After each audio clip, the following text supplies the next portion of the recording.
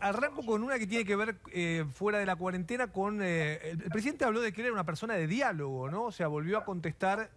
por suerte hubo preguntas, como planteábamos finalmente antes. no fue grabado. Estuvo muy bien.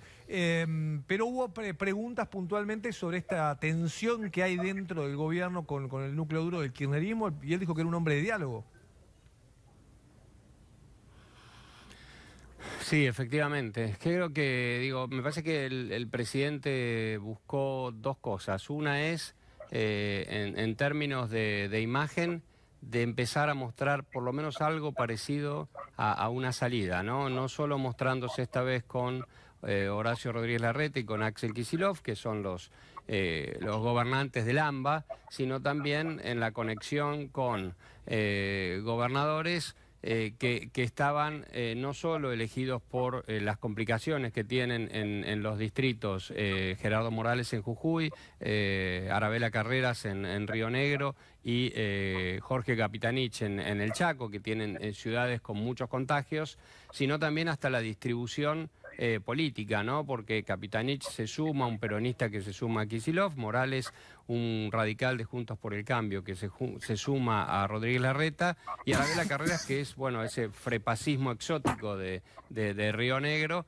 que en general está en buena relación con el oficialismo. Me parece que la idea era mostrar un poco una salida, el comienzo de una salida política que se irá viendo en las próximas semanas, pero lo que no encontraba hasta ahora era poder mostrar un horizonte de salida el gobierno y el presidente en términos de la pandemia, arrinconado por la crisis económica y por lo que genera el mismo virus, ¿no? Con todas sus complicaciones. Y en las preguntas, bueno, obviamente plantear el diálogo me parece que le costó más uno de los casos que le genera una complicación grande al gobierno, que es el conflicto con Moyano y Mercado Libre, ¿no? En este momento, que en la ocasión de tener que responder, fue mucho más evasivo para un conflicto que está Que no sabía, en el centro de la opinión pública,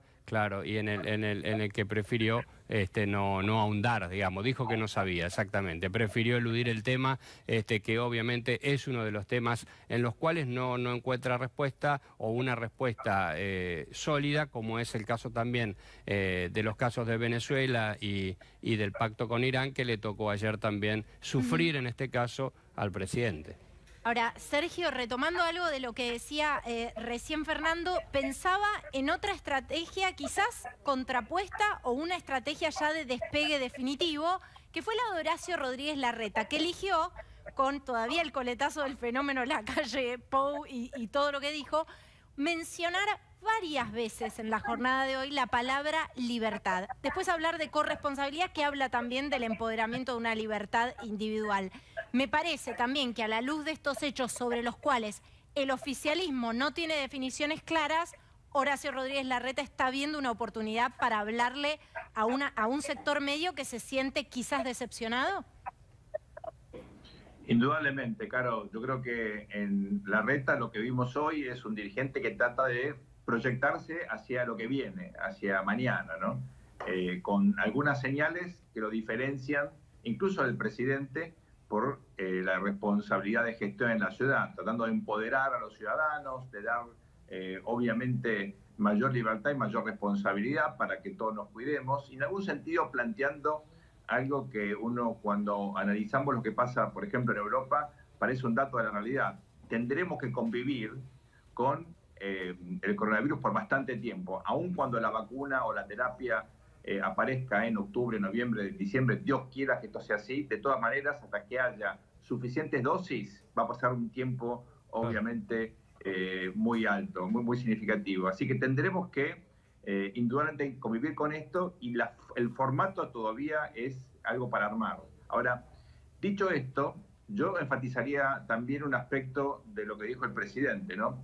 Él creo que trata de, por lo menos, fortalecer algunas credenciales que lo caracterizaron hasta ahora, ¿no? Por ejemplo, la del diálogo. Después, si el diálogo es conducente o no, si con el diálogo se logra consenso o no, pues el diálogo es un instrumento, no es un fin en sí mismo. Pero yo creo que de ese modo él se diferencia de los sectores más duros y plantea por lo menos un ámbito más afín a un sistema democrático, ¿no? Nico. Soy Alberto Fernández, por primera vez respondió respecto a un plan económico después de la pandemia y dijo por lo menos una novedad, ¿no? Que le había planteado Rodríguez Larreta y a Kicillof trabajar en conjunto para un plan económico después de la pandemia y que pensaba que se tenía que regionalizar eso, ¿no? Con los gobernadores del norte, con los gobernadores de Cuyo, de la Patagonia. Eso es un poco raro, porque, digamos, indudablemente hay aspectos específicos en un país tan complejo y tan heterogéneo como la Argentina que hay que tomar en cuenta. Pero acá estamos hablando de, por ejemplo, definir cómo bajamos la inflación. Y ahí la verdad que las economías regionales no tienen nada que ver.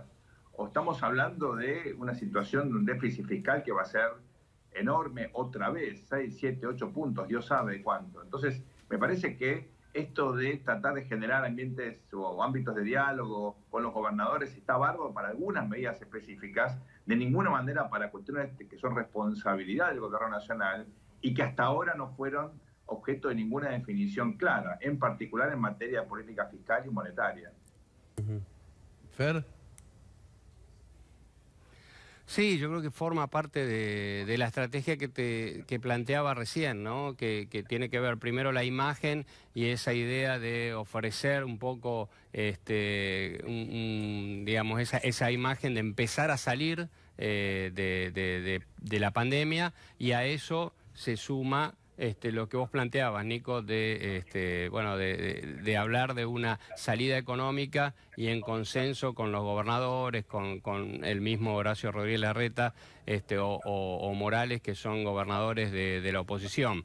Lo que pasa es que de ahí a los hechos, cada vez que se plantea, se va a las cuestiones concretas y se plantea los puntos más sensibles, como pasó con el caso Vicentín, como pasó con la convocatoria a los empresarios del Grupo de los 6 la semana pasada, ahí es cuando viene el freno por parte o de Cristina o de algunos de los dirigentes del kirchnerismo, algunas de las señales que obligan al presidente a frenar. Todavía no está claro, no está claro el plan. Lo primero que necesita el plan económico es arreglar la cuestión de la deuda, que lleva más de 7 meses y no termina nunca de resolverse. Entonces ahí es cuando vamos a conocer, bueno, cuál es el plan que todavía no conocemos. En los últimos días hubo dirigentes del gobierno intentando convencer a los empresarios que lo que viene, la economía post-pandemia va a tener un salto económico muy fuerte. Es decir, la caída va a ser fuerte, pero después va el salto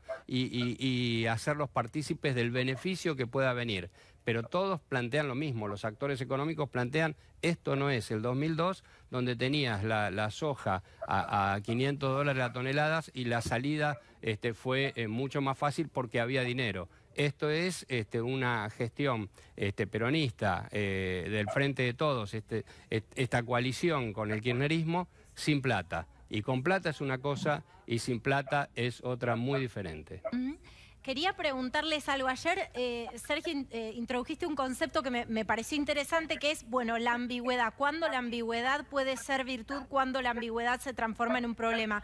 ¿No es un momento donde es particularmente problemática esta ambigüedad? Y estoy hablando no solamente del caso Mercado Libre, llevándolo al plano económico, sino también, por ejemplo, a las versiones que hay sobre cambios en la Secretaría de Energía y lo resonante que ha sido la versión de que podría entrar a ese lugar una figura emblemática del kirchnerismo más duro, ¿no?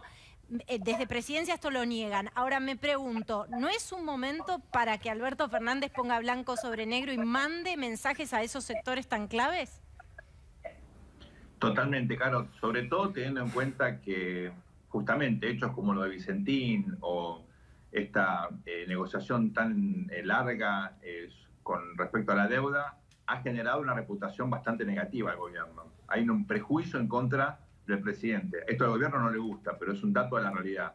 Y el riesgo país, por ejemplo, o las inversiones que se van de la Argentina, la gente que se quiere de la Argentina, es el correlato de este problema reputacional enorme que tiene el gobierno, que no brinda un horizonte previsible de corto, mediano plazo, mucho menos de largo plazo, para las familias, para el mundo de la inversión. Con lo cual, todos estos rumores no hacen sino confirmar precisamente estos peores prejuicios. Y entramos en una especie de efecto bola de nieve, de círculo vicioso, donde se supone que hay gente que confirma hipótesis que el gobierno trata de negar. Así que me parece que la hora de la definición se está acercando.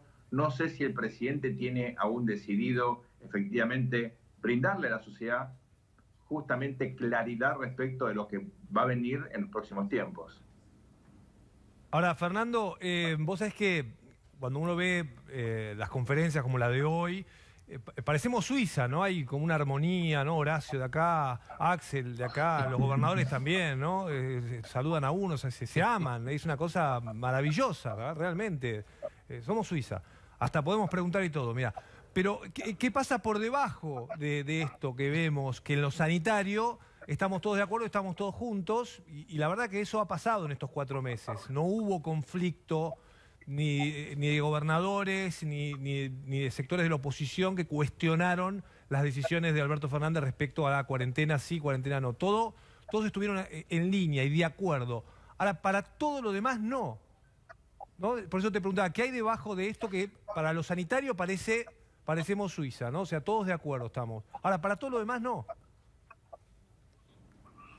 Las fotografías no se quejan, decía un amigo mío, porque las fotos es una imagen congelada, pero la verdad es que lo que hay debajo es un poco un tembladeral, y cuando hablamos de tensión política tiene que ver con la definición del plan económico. Es decir, el presidente, el gobierno todavía no han definido un plan económico concreto, pero ante el menor esbozo, un papelito o 5 frases como las que hilvanó Alberto Fernández el jueves pasado, el 9 de julio, en la presentación, enseguida vinieron desde todos los sectores del kirchnerismo, incluido la propia Cristina, a través de ni siquiera un tuit, ¿no? De likear un tuit de una nota periodística, los límites, los márgenes que tiene el presidente, que son mucho más cortos o más chicos de lo que se presenta. Me parece que ahí está la complicación.